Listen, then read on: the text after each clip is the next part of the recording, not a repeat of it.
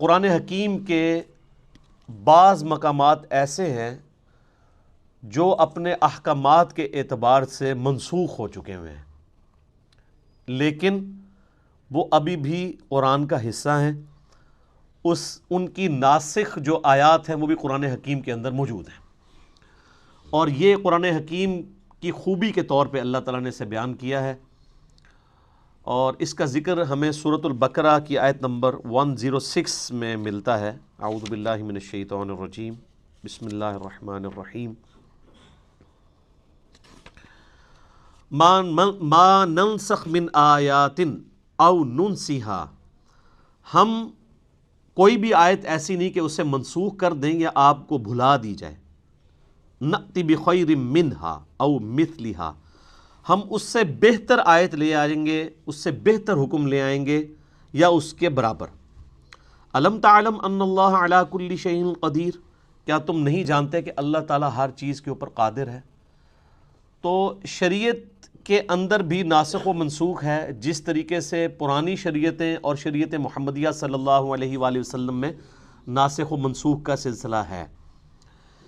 شریعت موسوی کے اندر کئی چیزیں حرام تھیں جو شریعت محمدیہ صلی اللہ علیہ وآلہ وسلم کے اندر حلال ہیں، جیسا کہ بخاری و مسلم کی متفق علیہ حدیث ہے۔ نبی صلی اللہ علیہ وآلہ وسلم نے فرمایا، مجھے اللہ تعالیٰ نے 5 خصوصیات ایسی دی ہیں جو مجھ سے پہلے کسی کو نہیں دی۔ ان میں سے پہلی چیز یہ ہے کہ اللہ تعالیٰ نے مجھے پوری انسانیت کے لیے پیغمبر بنا کر بھیجا ہے۔ اگلے پیغمبروں کو اللہ تعالیٰ کسی قوم اور قبیلے کے لیے بھیجتا تھا، میری نبوت پوری انسانیت کے لیے ہے۔ وَمَا أَرْسَلْنَاكَ إِلَّا كَافَّةً لِلنَّاسِ بَشِيرًا وَنَذِيرًا۔ دوسرا،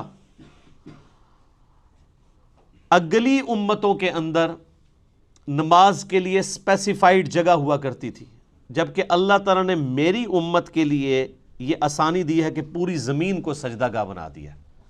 شریعت موسوی میں تو آپ نمازیں ہر جگہ نہیں پڑھ سکتے تھے سوائے ان معبد والی جگہوں پہ جہاں عبادت ہوتی ہے، ٹیمپلز میں، جبکہ اس امت میں آپ جہاں مرضی نماز پڑھیں۔ تیسری چیز آپ نے فرمائی، مال غنیمت اللہ تعالیٰ نے میرے لیے حلال کر دیا جو اگلی امتوں میں حرام تھا۔ قرآن میں ذکر ہے اگلی امتوں میں مال غنیمت یعنی کافروں کا جنگ میں چھوڑا ہوا جو مال تھا اس کو اوپن میدان میں لا کے رکھتے تھے، ایک آسمان سے آگ برستی تھی اور اس کو خاک کر دیا جاتا تھا، لیکن اس امت کے لیے اسے حلال کر دیا گیا۔ سورۃ الانفال نازل ہوئی۔ چوتھی چیز آپ صلی اللہ علیہ وآلہ وسلم نے فرمایا، اللہ تعالیٰ نے 1 مہینے کے روب سے میری مدد فرمائی ہے، یعنی میری امت 1 مہینے کی مسافت پہ ہو تو اللہ تعالیٰ کی طرف سے اگلی جو ان کے مد مقابل قومیں ہیں ان کے اوپر روب ڈال جائے گا۔ اور 5ویں چیز، اللہ تعالیٰ نے میرے لیے شفاعت کا دروازہ کھولنا ہے، مجھے شفاعت کا اذن عطا فرمانا ہے۔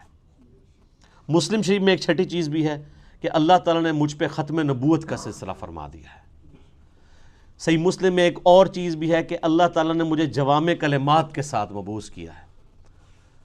تو پچھلی شریعت اور اس شریعت میں بھی ناسخ و منسوخ کا سلسلہ ہے، اور پھر ودن شریعت محمدیہ صلی اللہ علیہ وآلہ وسلم سرکمسٹانسز کے مطابق اللہ تعالیٰ نے احکامات کو بدلا ہے۔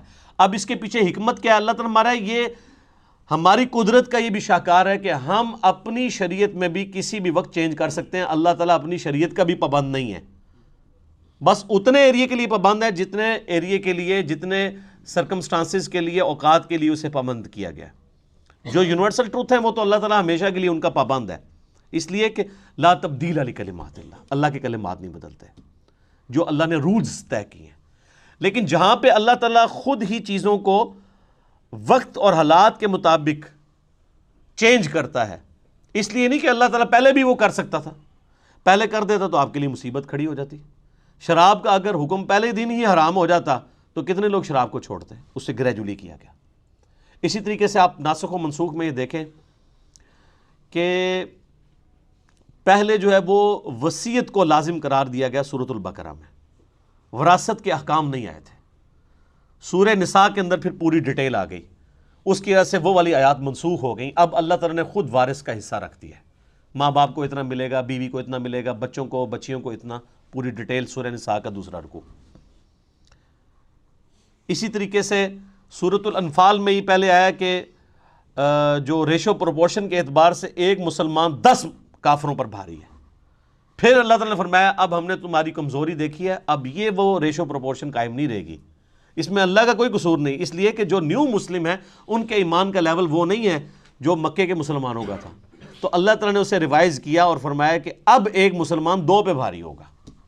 یہ نہیں ہے کہ وہ اب بھی 10 پہ ہی بھاری رہے گا، وہ اب جو مسلمان ہے وہ ابو بکر عمر عثمان و علی والے مسلمان تو نہیں ہے۔ ٹھیک ہو گیا؟ تو یہ بھی ناسخ و منسوخ۔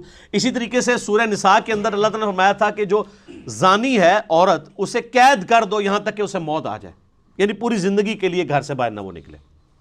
قید سے مراد کسی جیل خانے میں نہیں، گھر کے اندر۔ اس میں الفاظ ہیں کہ ان کو گھروں میں رکھو۔ اور پھر اسی آیت میں آیا کہ یا پھر اللہ تعالیٰ جب ان کے لیے کوئی حکم مقرر فرما دے گا مستقبل میں، اور وہ پھر زنا کی سزا آ گئی 100 کوڑوں کی شکل میں سورہ النور کے اندر۔ تو اس طریقے سے ناسخ و منسوخ کا ایک سلسلہ ہے، قرآن حکیم کے اسٹوڈنٹ کو یہ بھی پتہ ہونا چاہیے۔ ناسخ و منسوخ تو بہت لوگوں نے اس پہ اوپر کام کیا ہے، اور بعض جو علماء ہیں نا وہ انہی چیزوں کا سہارا لے کے کہتے ہیں قرآن بڑا مشکل ہے، قرآن پتہ ہے اس میں تو کچھ منسوخ آیات بھی ہیں، ان سے ہی پوچھ لیں کتنی ہیں آپ بتا دیں تو ان کو بھی نہیں پتہ ہوں گی، تو کہانیاں کراتے ہیں۔ ٹوٹل 5 مقامات ہیں، اور وہ بھی آپ ناسخ و منسوخ اس اعتبار سے نہیں ہے بلکہ وہ سرکمسٹانسز کے اعتبار سے۔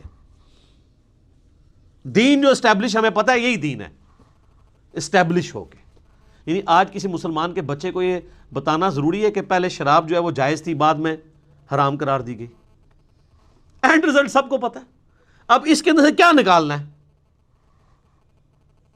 خام خواہ ایک معاملے کو الجھانا، علمی روب ڈالنا، بلکہ میں اسے علمی روب نہیں، علمی شہوت کہتا ہوں۔ جیسے وہ شہوات، یہ شہوت ویسے اردو میں تو لفظ نٹوریس، عربی میں شہوت یعنی کہتے ہیں کسی چیز کی لت پڑ جانا، وہ کسی بھی فارم میں ہو سکتی ہے۔ یہ ہم اسے سیکس کے ساتھ ریلیٹ کرتے ہیں، ویسے بھی کوئی دنیا کی محبت بھی ایک شہوات، دنیاوی شہوات، جو مسلم شریف میں حدیث ہے کہ اللہ تعالیٰ نے جنت کو جو ہے وہ تکلیف کے ساتھ ڈھانپ رکھا ہے، اور جہنم کو شہوات کے ساتھ ڈھانپ رکھا ہے، یعنی دنیا کی جو لذت والی چیزیں ہیں وہ جہنم کی طرف لے جانے والی ہیں، اور جنت تک پہنچنے کے لیے آپ کو شریعت کی ہرڈلز، تکلیف دہ چیزیں عبور کرنی پڑیں گی۔ تو یہ علمی شہوت ہوتی ہے علماء کی، جو اس قسم کی باتیں کر کے الجھاتے ہیں۔ اس حوالے سے الفوز الکبیر فی اصول تفسیر شاہ ولی اللہ دہلوی کی جو کتاب ہے، انہوں نے وہ 5 مقامات ڈسکس کیے ہیں، جن میں سے 3 میں نے ویسے ہی فی البدی کر دی ہے۔ تو یہ چیز بھی اس حوالے سے کلیئر ہونی چاہیے۔